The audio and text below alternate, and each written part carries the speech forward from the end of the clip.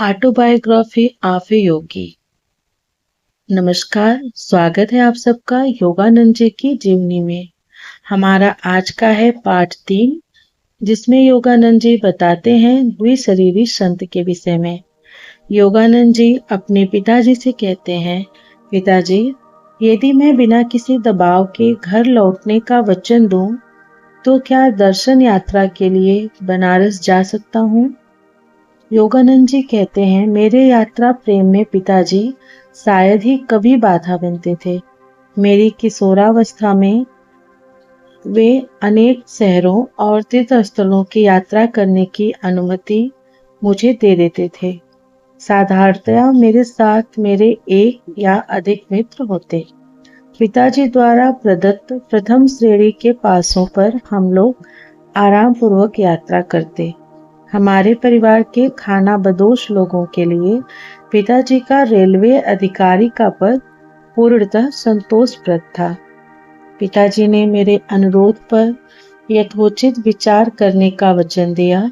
दूसरे दिन मुझे अपने पास बुलाकर उन्होंने बरेली से बनारस जाने आने का एक पास, 1 रुपए के कुछ नोट और 2 पत्र देते हुए कहा, मुझे बनारस के अपने मित्र केदारनाथ बाबू को एक कार्य के विषय में कुछ प्रस्ताव भेजना है।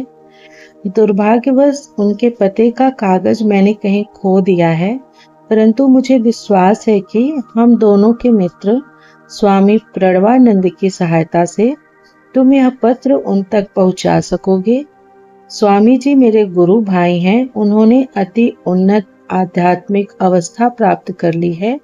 उनके संग से तुम्हें भी लाभ होगा। यह दूसरा पत्र उन्हें तुम्हारा परिचय देगा।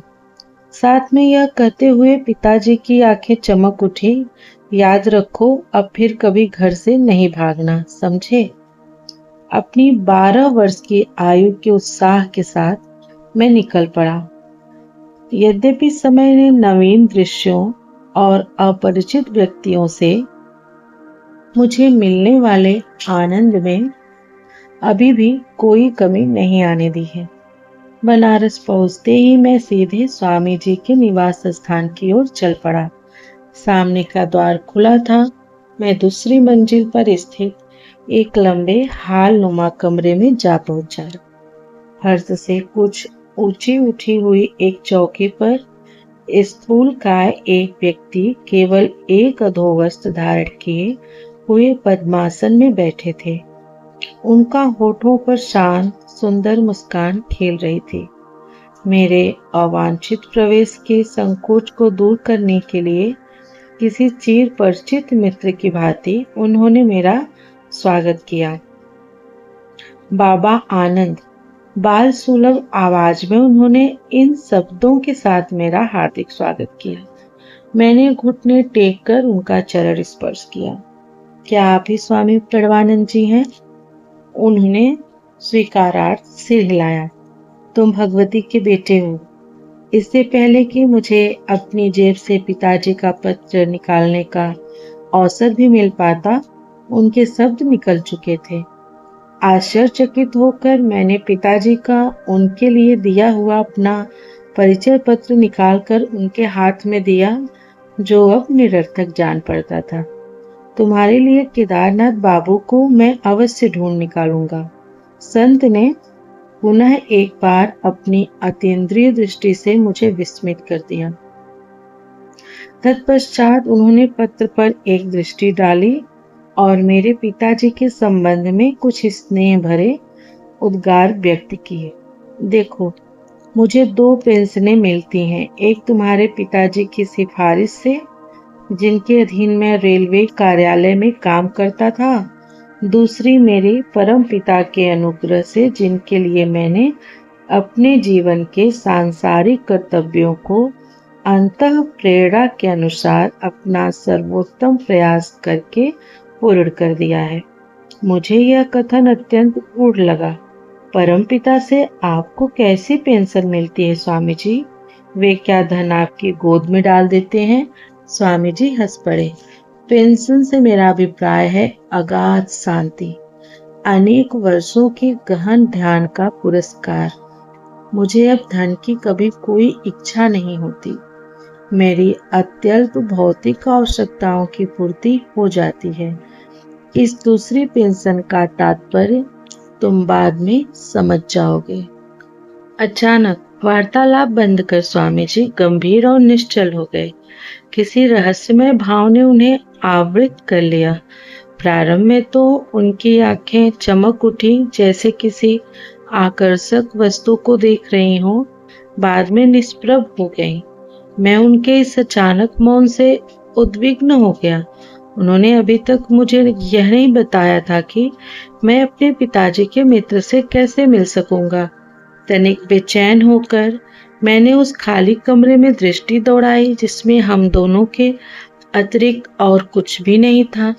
जिस चौकी पर वे बैठे थे उसके नीचे रखी उनकी काठ की खड़ाओं पर मेरी दृष्टि पड़ी। छोटे महाशय, चिंता मत करो। जिनसे तुम मिलना चाहते हो वे आधे घंटे में यहाँ पहुंच जाएंगे। योगीवर मेरे मन को पढ़ रहे थे। उस समय यह कोई बड़ी बात भी नहीं लग रही थी। उन्होंने पुनः गहन मौन धारण कर लिया। जब मेरी घड़ी से मुझे पता चला कि 30 मिनट बीत चुके हैं, तब स्वामी जी स्वयं ही उठ गए। लगता है केदारनाथ बाबू दरवाजे के निकट पहुंच गए हैं। उन्होंने कहा, मैंने सीढ़ियों से किसी के ऊपर आने की आहट सुनी। विस्मित अबोध्यता में मैं अचानक डूब गया। असमंजस में मेरे विचार दौड़ने लगे। बिना किसी संदेश वाहक का उपयोग किए पिताजी के मित्र को यहाँ बुलाना कैसे संभव हो सकता है? मेरे यहाँ आने के बाद स्वामी जी ने तो मेरे अतिरिक्त किसी से भी बात नहीं की है। मैं चुपचाप उठकर कमरे से बाहर आ गया और सीढ़ियां उतरने लगा। आधे रास्ते में ही मध्यम कद के एक दुबले पतले गौरवर्ण व्यक्ति से मेरी भेंट हुई। वे किसी जल्दी में लग रहे थे। क्या आप केदारनाथ बाबू हैं? मेरी आवाज में उत्तेजना स्पष्ट थी। हाँ, और तुम भगवती के बेटे हो ना, जो मुझसे मिलने के लिए यहाँ प्रतीक्षा कर रहे हो? वे मित्रतापूर्ण ढंग से मुस्कुराए। महाशय, पर आप यहाँ कैसे आए? उनकी अबोध्य उपस्थिति से मुझे विस्मयकारी रोष का अनुभव हुआ। आज सब कुछ रहस्यमय लग रहा है। 1 घंटे से भी कम समय पहले मैंने गंगा स्नान समाप्त किया ही था कि स्वामी प्रणवानंद जी मेरे पास पहुंच गए। मैं सोच भी नहीं सकता कि उन्हें कैसे पता चला कि मैं उस समय वहां था। भगवती का बेटा मेरे घर में तुम्हारी प्रतीक्षा कर रहा है, उन्होंने कहा। क्या तुम मेरे साथ चलोगे? मैं खुशी से तैयार हुआ। हम लोग हाथ में हाथ डालकर चलने लगे, किंतु खड़ाऊ पहनने के बावजूद भी स्वामी जी आश्चर्यजनक ढंग से मुझे पीछे छोड़कर आगे निकल गए, हालांकि मैं ये मजबूत जूते पहने हुए था। फिर प्रणवानंद जी ने अकस्मात रुककर मुझसे पूछा, मेरे घर पहुंचने में तुम्हें कितना समय लगेगा? लगभग आधा घंटा, मैंने कहा। मुझे अभी कुछ और काम है। उन्होंने एक रहस्यमय दृष्टि मुझ पर डाली। अब मुझे तुम्हें पीछे छोड़कर जाना होगा। तुम सीधे मेरे घर पहुंच जाओ, जहां मैं और भगवती का बेटा तुम्हारी प्रतीक्षा कर रहे होंगे। मैं उनसे कुछ कह सकूं, इससे पहले ही वे तेजी से मेरे पास से निकल गए और भीड़ में अदृश्य हो गए। मैं जितना तेज चल सकता था उतना तेज चल कर यहाँ पहुंचा हूँ। केदारनाथ बाबू के इस कथन से मैं और भी हतबुद्धि हो गया। मैंने उनसे पूछा कि वे स्वामी जी को कब से जानते थे। पिछले वर्ष तो हमारी कुछ मुलाकातें हुई थीं, पर हाल में कभी भेंट नहीं हुई। आज पुनः स्नान घाट पर उनसे मिलकर मुझे बहुत खुशी हुई। मुझे अपने कानों पर विश्वास नहीं हो रहा है। मेरा दिमाग तो नहीं फिर रहा है। क्या आप उनसे मनः दृष्टि में मिले थे या वास्तव में देखा था? उनके हाथ का स्पर्श किया था और उनकी पदचाप सुनी थी? तुम कहना क्या चाहते हो? गुस्से से उनका चेहरा तमतमा गया। मैं तुमसे झूठ नहीं बोल रहा हूँ। क्या तुम यह नहीं समझ पा रहे हो कि केवल स्वामी जी के द्वारा ही तो मुझे पता चल सकता था कि तुम यहाँ मेरी प्रतीक्षा कर रहे हो? पर यह देखिए, मैं 1 घंटा पहले यहाँ आया और तब से अब तक स्वामी प्रणवानंद जी एक क्षण के लिए भी मेरी दृष्टि से ओझल नहीं हुए। मैंने सारी कहानी उन्हें सुना दी और स्वामी जी और मेरे बीच का वार्तालाप भी उनके सामने दोहरा दिया। उनकी आंखें फैल गई। हम लोग इस भौतिक युग में जी रहे हैं या स्वप्न देख रहे हैं? मैंने अपने जीवन में कभी भी इस प्रकार का चमत्कार देख पाने की आशा नहीं की थी। मैं तो समझता था यह स्वामी जी केवल एक साधारण मनुष्य हैं, और अब देखता हूँ कि ये एक और शरीर भी धारण कर सकते हैं, उसके द्वारा काम भी कर सकते हैं।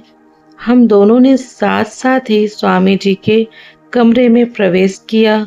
केदारनाथ बाबू ने चौकी के नीचे पड़ी खड़ाओं की ओर इशारा किया। देखो, ये वही खड़ाऊ हैं जो स्वामी जी ने घाट पर पहनी हुई थी, उन्होंने फुसफुसाकर कहा। उन्होंने केवल एक अधोवस्त्र पहन रखा था, जैसा उन्होंने अभी पहन रखा है। केदारनाथ बाबू ने जब स्वामी जी के चरणों में प्रणाम किया तो स्वामी जी मेरी ओर देखते हुए विनोदपूर्ण ढंग से मुस्कुराए। तुम इस सब से इतने स्तंभित क्यों हो? दृश्य जगत की सूक्ष्म एकता सच्चे योगियों से छिपी नहीं रहती। मैं सुदूर कोलकाता में रहने वाले अपने शिष्यों के सामने क्षण भर में प्रकट होकर उनसे वार्तालाप कर सकता हूँ। वे भी इस प्रकार स्थूल जगत की प्रत्येक बाधा को अपनी इच्छानुसार पार कर सकते हैं।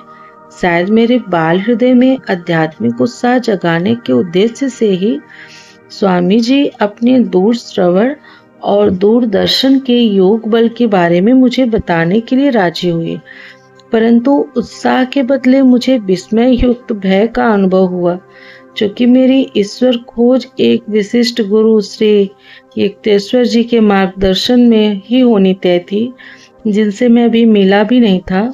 अतः प्रणवानंद जी को अपना गुरु मानने की कोई प्रवृत्ति मेरे मन में नहीं उठी।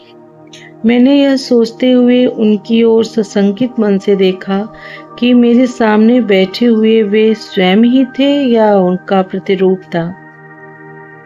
स्वामी जी ने मेरी ओर आत्म ज्ञानोदय कराने वाली दृष्टि से देखते हुए तथा अपने गुरु महाराज के विषय में कुछ प्रेरणादायक बातें बताते हुए मेरी अशांति दूर करने की चेष्टा की।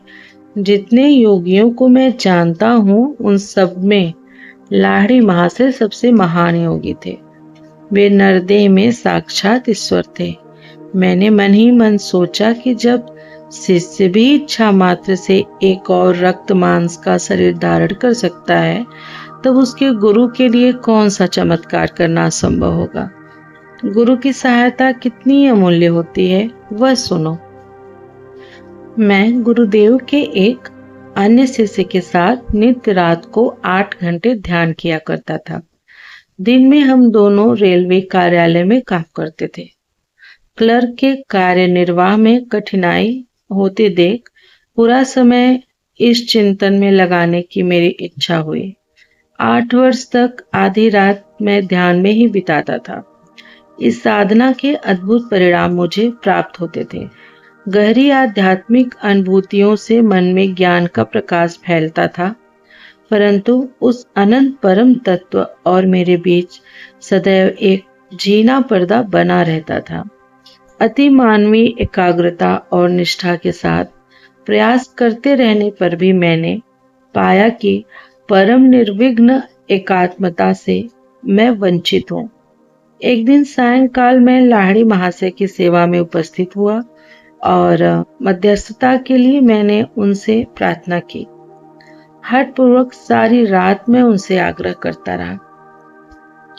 करुणा सागर गुरुदेव, मेरी आत्मा इतनी तड़प रही है कि मैं उस प्राण प्रिय परम प्रेमी के प्रत्यक्ष दर्शन बिना अब और जीवित नहीं रह सकता। तो मैं क्या कर सकता हूँ? तुम्हें अधिक गहराई से ध्यान करना पड़ेगा। लाहिड़ी महाशय ने कहा, मैं आपसे प्रार्थना करता हूँ, हे प्रभु मेरे स्वामी, मैं आपको अपने समक्ष इस भौतिक शरीर में प्रकट देख रहा हूँ। मुझे आशीर्वाद दीजिए कि आपके अनंत स्वरूप में मैं आपके दर्शन कर सकूं।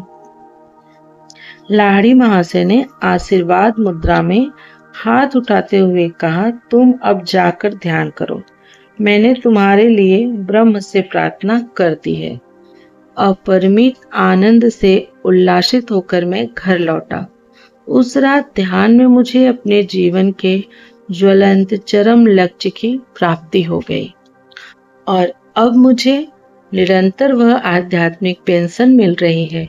उस दिन से फिर कभी वह आनंद पूर्ण स्रष्टा माया के किसी पर्दे के पीछे छिपकर मेरी दृष्टि से ओझल नहीं हुआ। प्रणवानंद जी का मुखमंडल दिव्य तेज से दमक रहा था। एक अलौकिक शांति मेरे हृदय में प्रविष्ट हुई। सारा भय नष्ट हो गया। फिर स्वामी जी ने और एक गुप्त बात मुझे बताई। कुछ महीनों बाद मैं फिर लाहिड़ी महाशय के चरणों में उपस्थित हुआ और उनके असीम वरदान के लिए कृतज्ञता प्रकट करने का मैंने प्रयास किया। फिर मैंने दूसरी एक बात छेड़ी। दयानिधान गुरुदेव, मैं अब ऑफिस में काम नहीं कर सकता। कृपा करके मुझे मुक्त कर दीजिए। ब्रह्म मुझे निरंतर मदमस्त बनाए रखता है। अपनी कंपनी से पेंशन के लिए अर्जी करो। इतने अल्पकाल की नौकरी के बाद मैं पेंशन के लिए क्या कारण बता सकूंगा? जो मन में आए वही बता दूं। अगले दिन मैंने पेंशन के लिए आवेदन दे दिया। डॉक्टर ने समय पूर्व पेंशन के लिए कारण पूछा।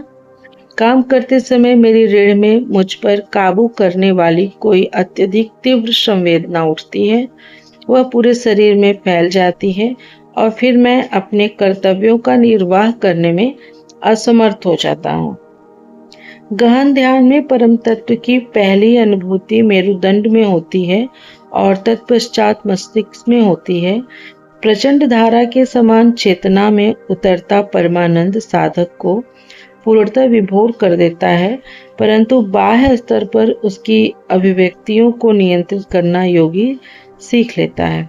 और कोई प्रश्न किए बिना जब मैंने अपना एक कारण बताया तो बिना किसी प्रश्न के डॉक्टर ने पेंशन के लिए मेरे पक्ष में बहुत अच्छी सिफारिश लिख दी और मुझे शीघ्र ही पेंशन मिल गई।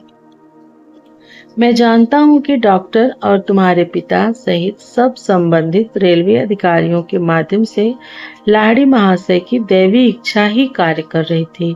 उन लोगों ने लाहिड़ी महाशय के दैवी निर्देश का अपने आप ही पालन किया और मुझे अखंड इस चिंतन के लिए मुक्त कर दिया। इस असाधारण रहस्य उद्घाटन के उपरांत स्वामी प्रणवानंद जी दीर्घ काल तक मौन रहे। जब मैं भक्ति भाव से उनका चरण स्पर्श कर उनसे जाने के लिए अनुमति मांग रहा था, तब उन्होंने आशीर्वाद दिया। तुम्हारा जीवन संन्यास और योग मार्ग के लिए है। तुम्हारे पिताजी और तुम्हारे साथ मेरी फिर एक बार भेंट होगी। अनेक वर्षों के उपरांत ये दोनों ही भविष्यवाणियां सत्य सिद्ध हुई।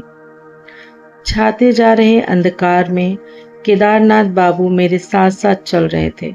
मैंने उन्हें पिताजी का पत्र दिया जो उन्होंने सड़क पर लगी रोशनी के प्रकाश में पढ़ा। तुम्हारे पिताजी ने इसमें अपनी रेलवे कंपनी के कोलकाता कार्यालय में मुझे एक पद ग्रहण करने का प्रस्ताव दिया है। स्वामी प्रणवानंद जी को मिलने वाली पेंशनों में से कम एक पेंशन का अधिकारी हो पाना कितना सुखद होता, परंतु यह असंभव है। मैं बनारस छोड़कर नहीं जा सकता। खेद है, एक साथ दो शरीर धारण करने का मेरा समय भी नहीं आया है।